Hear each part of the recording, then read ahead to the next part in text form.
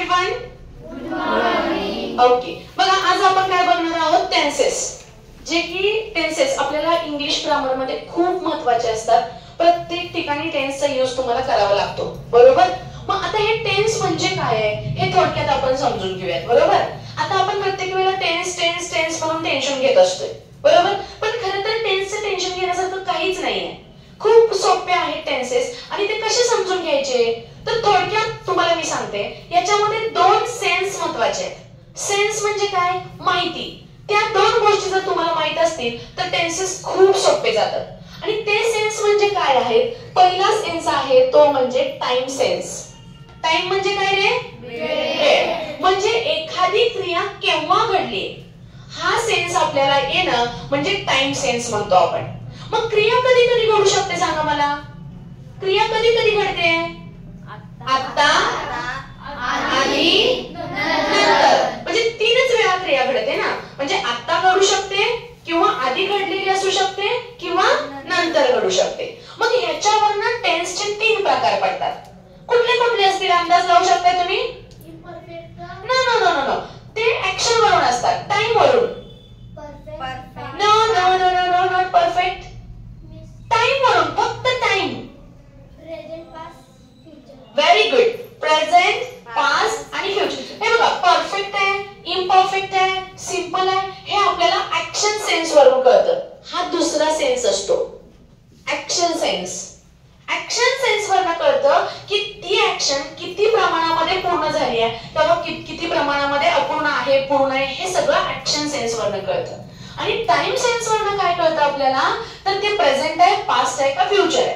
Present म्हणजे आता, म्हणजे आता जर ती ऍक्शन असेल तर त्याचा टाइम सेन्स झाला प्रेझेंट. जर ती ऍक्शन आधी झालेली असेल तर पास्ट सेन्स झाला. आणि जर ती ऍक्शन नंतर होणार असेल तर फ्युचर सेन्स. म्हणजे टाइम सेन्स नुसार टेन्सचे किती प्रकार पडतात बघा, सांगा कोणकोणते. Very good. बघा हे तीन सेन्स आहेत टाइम सेन्स. आता ऍक्शन सेन्स. ऍक्शन म्हणजे काय रे, क्रिया. एखादी क्रिया किती प्रमाणामध्ये घडली आहे म्हणजे किती प्रमाणामध्ये पूर्ण झाली आहे हे शोधणं, याचा सेन्स समजून घेणं म्हणजे ऍक्शन सेन्स समजून घेणं. लक्षात येते.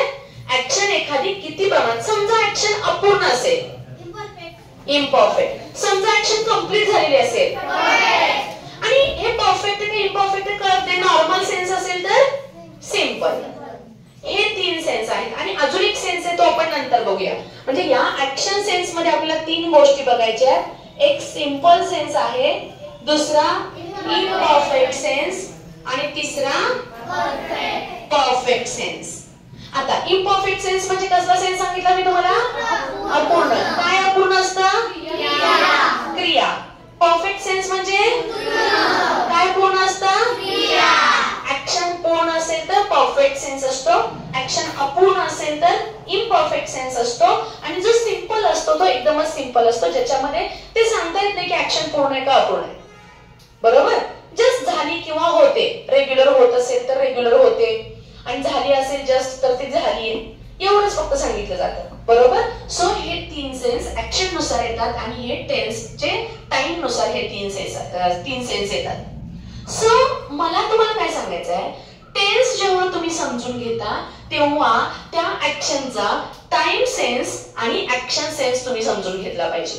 नाहीतर आपण काय करतो बघा, सगळे रूल्स पाठ करतो, खरं पण त्याचा सेन्स आपल्याला येत नाही. नक्की ती ऍक्शन किती प्रमाणात झाली आहे, पूर्ण झाली आहे, अपूर्ण आहे, ती आता होतीये, पाठीमागे झाली आहे का नंतर होणार आहे, हे सेन्सच आपल्याला कळत नाही. आणि म्हणून टेन्सेस मध्ये ह्या दोन गोष्टींचा जर सेन्स समजला तरच टेन्स आपल्याला समजतात.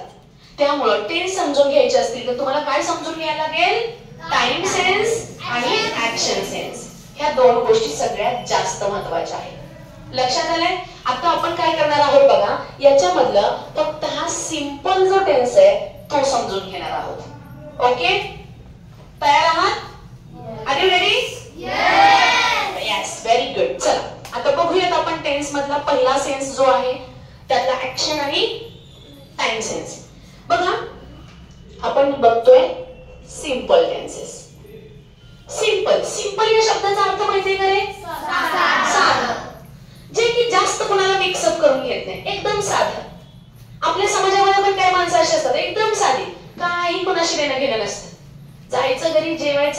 मस्तपैकी राहायचं आणि यायचं, सगळं त्यांचं सिंपल चालू असतं शांतपणे. तसेच हे सिंपल टेन्सेस असतात. यांना ना टू बी ची गरज असते, ना टू हॅव ची गरज असते, कोणाचीही गरज नसते.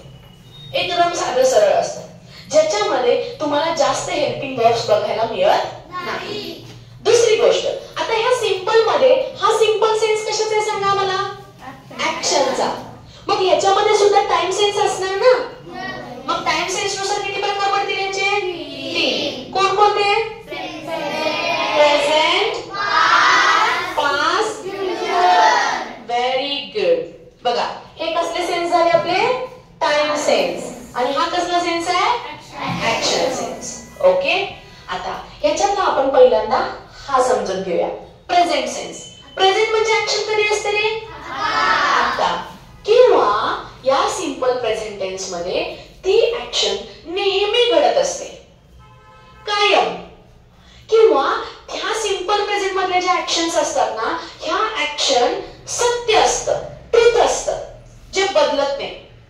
फॉर एक्झाम्पल बघा, पाणी किती डिग्री सेल्सिअसला उकळतं रे? 100 डिग्री सेल्सिअसला. ते कायमच उकळतं ना?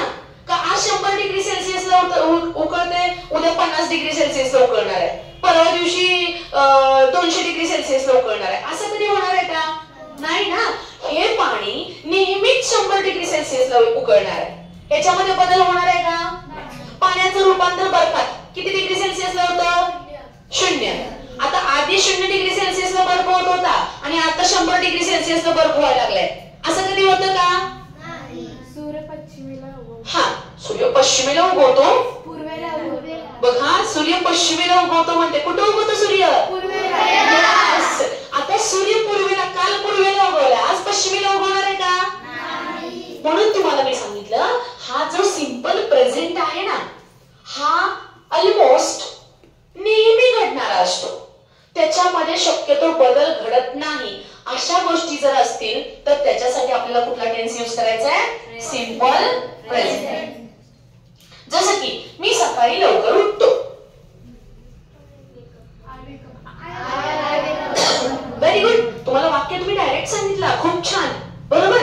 पण आपल्याला ते समजून घ्यायचंय की मी सकाळी लवकर उठतो, आता हा नेहमी उठतोय ना.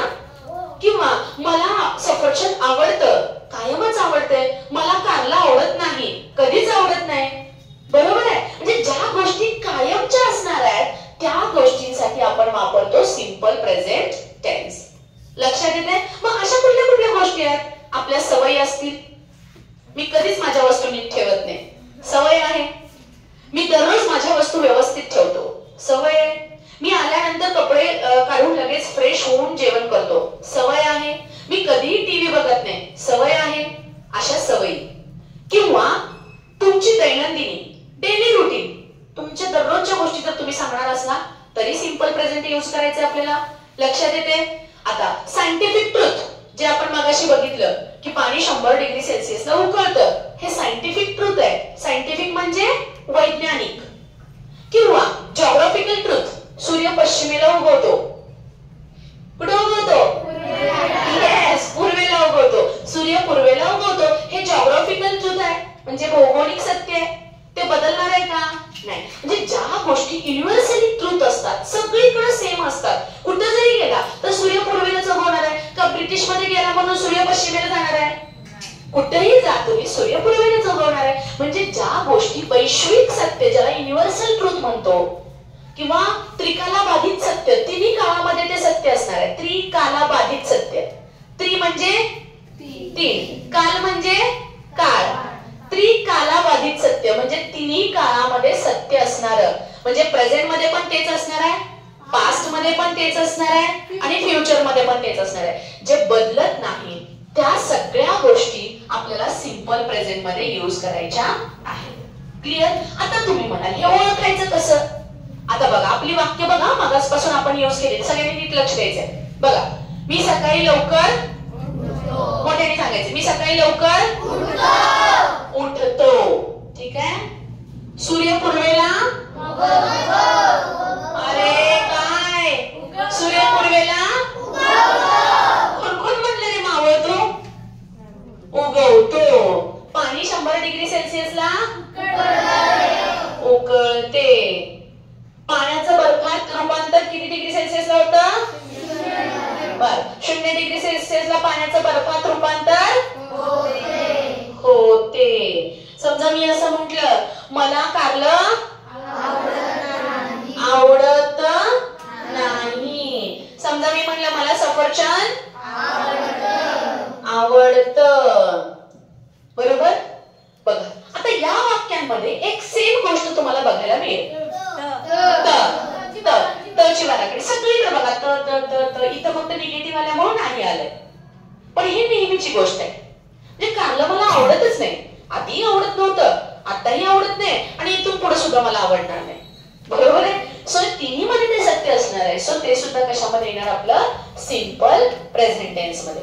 समजले सगळ्यांना? म्हणजे तुमच्या मराठीच्या वाक्यामध्ये जेव्हा शेवटी त ची बाराखडी येणार आहे तेव्हा तुम्हाला काय वापरायचंय? सिंपल प्रेझेंट टेन्स वापरायचं. ठीक आहे. आता सिंपल प्रेझेंट टेन्स कुठे वापरायचं कळलं, त्यानंतर मराठीचं कुठलं वाक्यावरनं कसं ओळखायचं की बाबा हा सिंपल प्रेझेंट टेन्स ते तुम्हाला कळलं. आता समजून घ्यायचं आहे नक्की सिंपल प्रेझेंट टेन्स इंग्लिश मध्ये आहे तरी काय आणि त्याचं स्ट्रक्चर काय आहे. तुम्हाला सांगू, सिंपली वाक्याची रचना आपण शिकलोच आहे. पहिल्यांदा सब्जेक्ट, नंतर मग पाठीमागून उलट सेंटेन्सेस करायचं वगैरे हे सगळं शिकलोय. आता मी डायरेक्ट सांगते, याच्यामध्ये जो ऍक्शन वर्ड असतो, तुम्हाला मी सांगितलं टाइम आणि ऍक्शन सेन्स आपण बघितले. जो ऍक्शन वर्ड असतो तो फक्त मूळ रूपामध्ये वापरायचा आपल्याला. कशामध्ये? मूळ रूप. मूळ रूप म्हणजेच V1. V1 म्हणजेच क्रियापदाचं पहिलं रूप. बरोबर. ज्याच्यामध्ये काहीही बदल न करता आपल्याला ते वापरायचे. बरोबर. आता बघा, एक मी वाक्य घेते आणि त्या वाक्यानुसार आपण बघूया कसं कसं वाक्य होते ते. मॅडम, क्रियापदाचं पहिलंच रूप का वापरायचं? कारण तो रूल आहे. कारण कसं आहे की स्ट्रक्चर आहे. जसं जर आता तुम्ही म्हटलात की बाबा याला व्हाईट बोर्ड का म्हणायचं, तर याचं उत्तर आपल्याकडे आहे का? नाही. कुणीतरी पहिल्यांदा तो फॉर्मॅट तयार केलाय म्हणून आपण त्याला म्हणतो. त्रिकाली बाधित सत्य वाक्य प्रेझेंट मध्ये येतं म्हणूनच वर्बचं पहिलं रूप. हा ना, म्हणजे जे वाक्य सिंपल प्रेझेंट मध्ये वाक्य बदलतच नाही ना, ते नेहमी तेच राहतं ना. Yes yes right. आणि म्हणून वर्बचं पहिलं रूपच घ्यायचं. पण असं नाही ना की आता बघा त्याचं कारण काय की सिंपल प्रेझेंट आलाय म्हणून पहिलं रूप घ्यायचं. पण जर आता सिंपल पास्ट मध्ये दुसरं रूप का घ्यायचं, तर त्याच्यासाठी उत्तरच नाहीये. तो त्याचा पास्ट फॉर्म आहे म्हणून तिथं तो यूज करायचा. That's it. हा प्रेझेंट फॉर्म आहे म्हणून सिंपल प्रेझेंट मध्ये वापरायचा. That's it. ओके. त्याला वेगळं असं रिझन आपल्याला देता येणार नाही. ओके. चल आता एक वाक्य घेऊया. समजा मी म्हटलं, मी सकाळी लवकर उठतो. आता बघा मी काय सांगितले तुम्हाला, थांबा आधी समजून घ्या आणि मग उत्तर द्या. बघा आता मी काय सांगितले, पहिला हा सब्जेक्ट सुरुवातीला घ्यायचा, लिहिला आपण. आता काय करायचंय आपल्याला? पाठीमागून यायचंय. बरोबर. आता उठण्याला काय म्हणतात रे? वेकअप. मग वेकअपचं पहिलं रूप वेकअप, दुसरं रूप, तिसरं रूप वोकअप. ओके. चला आता बघा, मग याचं पहिलं रूप आहे वेकअप. सो जसंच्या तसं यूज केलं. I wake up early in the morning. झालं आपलं वाक्य तयार. लक्षात येते? मॅडम, आपण I wake early in the morning असं लिहिलं तर नाही, कारण हे कंप्लीट वर्ब आहे ना. वेकअप हेच कंप्लीट वर्ब आहे, त्याला कंप्लीटच घेतलं पाहिजे ना. म्हणजे मी फक्त आदिती म्हटलं तर कुठली आदिती कळेल का? मला आदिती स्वामीच म्हणावं लागेल ना. तसं हे वर्ब आहे, एकत्रच आहे, त्याला एकत्रच घ्यायला पाहिजे. त्याला सेपरेट करू शकतो का आपण? नाही करू शकत. ओके. समजा आता मी दुसरं वाक्य घेतलं, तो दररोज पाणी पितो. डेली. दररोजला काय म्हणायचं? डेली. थांबा. आता बघा हे वाक्य कोण सांगेल? हा सांग. ही ड्रिंक वॉटर डेली. ही ड्रिंक वॉटर डेली. आता याच्यामध्ये एक चूक आहे. एक चूक आहे. डेली अगोदर यायला पाहिजे. नाही, डेली ते बरोबर आहे. ड्रिंक्स पाहिजे. आता बघा हे यस का लागलं हे थोडंसं आपण समजून घेऊया. तो हे तृतीय पुरुषी. तृतीय पुरुषी एकवचनी सब्जेक्ट आहे. Very good. तुला आता त्या बॅच मध्ये झाल्यामुळे तू पटकन सांगितलंस. Very nice. बघा आता समजून घ्या. बघा जर आता हा सिंपल प्रेझेंट तिथं असतो ना, सिंपल प्रेझेंट तिथं V1 तर येतच, पण त्या V1 बरोबर एक ब्रॅकेट असतो, तो म्हणजे यस किंवा यस. ओके. आणि त्या सिंपल प्रेझेंट मध्ये कधी कधी फक्त वेकअप येतं, पण कधी कधी त्याला यस प्रत्यय लागतो. मग तो कधी लागतो यस प्रत्यय? जर सब्जेक्ट थर्ड पर्सन सिंग्युलर असेल तर. आता थर्ड पर्सन सिंग्युलर कुठले कुठले सब्जेक्ट आहेत सांगा बघू.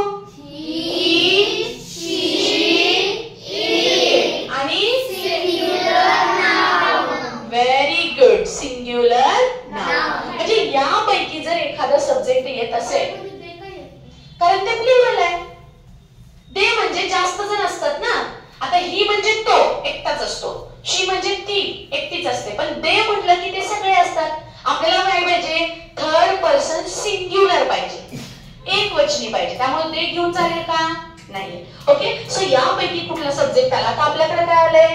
ही. मग आपल्याला काय लिहावं लागेल? ड्रिंक्स. बरोबर आहे. ही ड्रिंक्स वॉटर.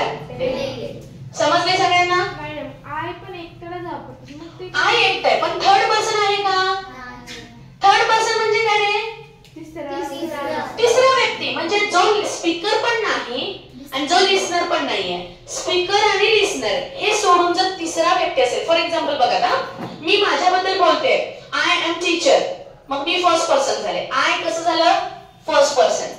स्पीकर स्वतःबद्दल वापरतो. समजा मी म्हणलं यू आर माय स्टुडंट, तुम्ही लिसनर झाला, सेकंड पर्सन झाला.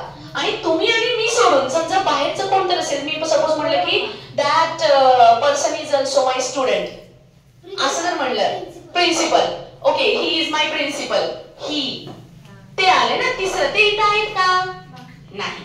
सो तिथं तो तिसरा व्यक्ती झाला, म्हणून आपण थर्ड पर्सन सिंग्युलर घेतोय. आय हे फर्स्ट पर्सन आहे, आपल्याला पाहिजे थर्ड पर्सन सिंग्युलर. त्यामुळे थर्ड पर्सन सिंग्युलर असेल तरच आपण यस यस लावणार, नाहीतर लावणार नाही. डाऊन. डाऊन म्हणजे पहाट आणि मॉर्निंग म्हणजे सकाळ. ओके. हा. चल DAWN. DOWN डाऊन म्हणजे खाली आणि DAWN म्हणजे पहाट. ओके. चला लक्षात आलं इथे सगळ्यांच्या? चला आता मी काही वाक्य विचारते तुम्हाला, विचारूया? Are you ready? Yes. Are you ready? Yes. Very good. चलो आता साधं वाक्य विचारते. मी इंग्लिश शिकवते. मी इंग्लिश शिकवते. यासाठी ती आय एम टीचिंग इंग्लिश. बघा पहिल्याच घासाला खडा. आय एम टीचिंग इंग्लिश येईल का? त्रिशा मोठ्याने सांगायचं. I teach English. आधी ती बघ मी काय सांगितलं इथे, काय वापरायला सांगितलंय? फक्त V1 आणि त्याला यस यस लिहू शकतो, तो पण ही शीटच्या पुढं. एमईचा काही संबंध नाही, ING चा काही संबंध नाहीच ना. Just I teach English. Clear? चला पुढचं वाक्य आहे तुमचं. आदित्य सफरचंद खातो. आधी विचार करून उत्तर द्यायचं. आदित्य सफरचंद खातो. हा.